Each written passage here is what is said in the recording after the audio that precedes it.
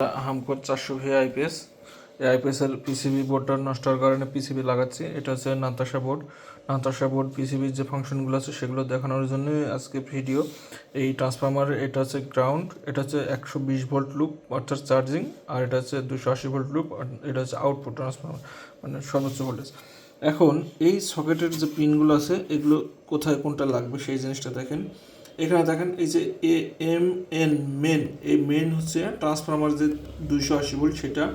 ওপি হচ্ছে আউটপুট, এই পিন দিয়ে আউটপুট হবে। আউটপুট এই যে এই সকেটের আউটপুটটা হচ্ছে ওপি। আর মেন হচ্ছে এই যে এটা হচ্ছে মেন, না এটা হচ্ছে মেন, না এটা ইনভার্টার, এটা ইনভার্টার। আর মেন হচ্ছে ফিউজ থেকে আসলো, ওটা ইনভার্টার। আর আউটপুট তো সকেটে চলে গেছে। আর আইএনভি ইনভার্টার হচ্ছে, এটা হচ্ছে ইনভার্টার এটা। তারপরে আছে এন নিউট্রাল, নিউট্রাল হচ্ছে এই নিউট্রাল, এই ট্রান্সফরমারের নিউট্রাল, এবং এই নিউট্রালের সাথেই আপনার যে এসি প্লাগ থাকবে, এই এসি প্লাগের নিউট্রাল ওই ট্রান্সফরমারের নিউট্রালের সাথেই লাগবে। আর এরপরে আছে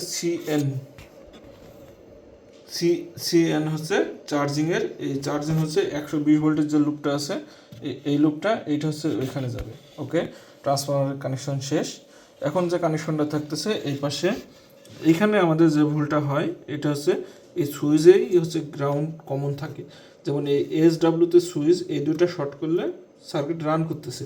এইখানে এটা হচ্ছে পজিটিভ ভোল্ট সুইচের জন্য, মানে পিসিবি রান করানোর জন্য পজিটিভ ভোল্ট। এইখানে যে এরকম প্লাগ থাকে, এই প্লাগে এই ব্যাটারির থেকে যে কানেকশনটা আসতেছে এখানে একটা পজিটিভ কানেকশন দিয়ে দিতে লাগে।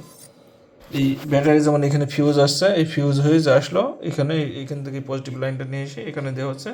এটা হচ্ছে সার্কিটটা রান করানোর জন্য একটা ভোল্টেজ দরকার হয়, এবং charging analysis, current overload answer সব কিছুর জন্য এখানে একটা ভোল্টেজ দরকার, সেটার জন্য এটা। আর এই যে সুইচ, এই দুটো এক জায়গায় করলে পিসিবি রান করে। আবার এই সুইচের এই অংশটা, এইটা হচ্ছে গ্রাউন্ড, অর্থাৎ সুইচের এই টার্মিনালটা হচ্ছে গ্রাউন্ড হিসেবে কাজ করে। এই গ্রাউন্ডের সাথে যেমন আপনার এই যে এলইডি ইন্ডিকেটরগুলো ব্যবহার করেন, যেমন মেন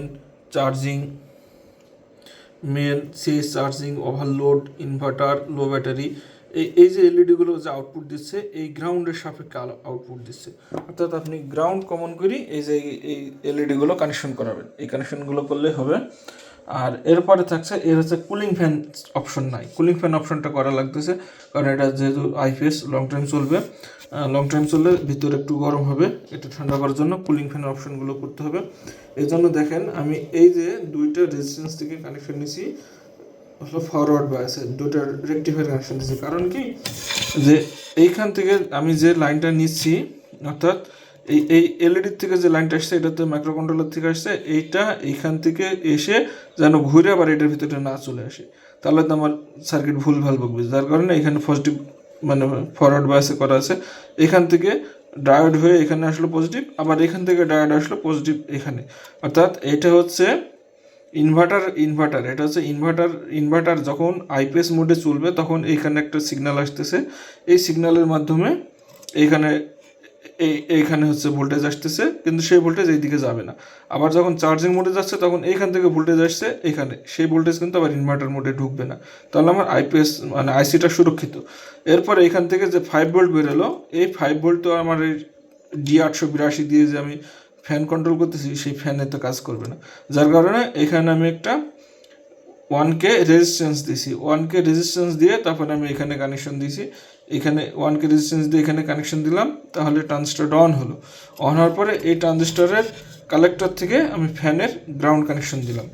আর ইমিটার, যেটা হচ্ছে ট্রানজিস্টর ইমিট করতেছে, সেটা আমি এখানে যে 78 ট্রানজিস্টর দেওয়া আছে যে মাইক্রো কন্ট্রোলারকে নিয়ন্ত্রণ করতেছে, তার সাথে আমি এই 882 1 নম্বর পিন হচ্ছে ইমিটার, সেটা আমি এখানে কানেকশন দিয়ে দিলাম। ওকে, আর ফ্যানের পজিটিভ কানেকশন আমি এই পজিটিভে দিয়ে দিয়েছি। এখন এর যে অপশন আরও যে ভিআরগুলো আছে, যেমন চার্জিং, আউটপুট ভোল্টেজ নিয়ন্ত্রণ, এইগুলোর ক্ষেত্রে আপনার যেটি কাজ করে এটা হচ্ছে আউটপুট ভোল্টেজ নিয়ন্ত্রণ করে। এটা এখানে দেখেন লেখা আছে ওপি, এখানে ফোকাস স্থির হচ্ছে না, হ্যাঁ এই যে ওপি দেওয়া আছে না, ওপি হচ্ছে এই ভিআরটা হচ্ছে আউটপুট ভোল্টেজ কন্ট্রোল করে। এটা হচ্ছে ওভারলোড কন্ট্রোল করে, এটা দিয়ে যে আপনি আইপিএসটা কতটুকু লোড দিবেন, মানে এই মাত্রার লোডের উপরে গেলে আইপিএসটা শাটডাউন দেবে বিপ দিয়ে, সেই ওভারলোড নিয়ন্ত্রণ করে হচ্ছে এইটা দিয়ে। আর এখানে যেটা দেখছেন এটা হচ্ছে চার্জিং কারেন্ট, মানে ব্যাটারি যে চার্জ হবে, ব্যাটারি কত এম্পিয়ারে চার্জ করবেন সেই জিনিসটা নিয়ন্ত্রণ করে এই ভিআরটা দিয়ে, যে আপনি ব্যাটারি 6 এম্পিয়ারে চার্জ করবেন না 7 এম্পিয়ারে চার্জ করবেন, সেই জিনিসটা নিয়ন্ত্রণ করে এই ভিআরটা দিয়ে।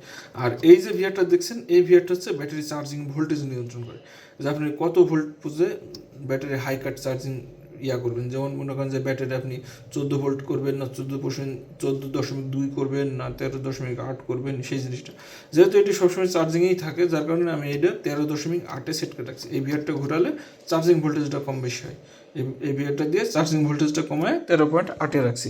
এইভাবে আর কি এই আইপিএসটা সেট করা হয়েছে সার্কিটটা। এই সার্কিটটা অসাধারণ কাজ করে, সাইজে ছোট, লোডও মোটামুটি ভালোই নেয়, একবারে খারাপ না। আমি এটা 400 ভিতে লাগাইছি, মোটামুটি ভালোই সার্ভিস দেয়। এর আগেও লাগাইছি, ব্যবহার করছি, যার রেজাল্ট ভালো হওয়ার কারণে আমি আবার এটাতে ব্যবহার করলাম। আপনারা চাইলে ব্যবহার করতে পারেন, আর যদি কোনো কিছু জানার থাকে আমার কমেন্টসে জানায়েন, আমি আপনাদের সহযোগিতা করবো ইনশাল্লাহ।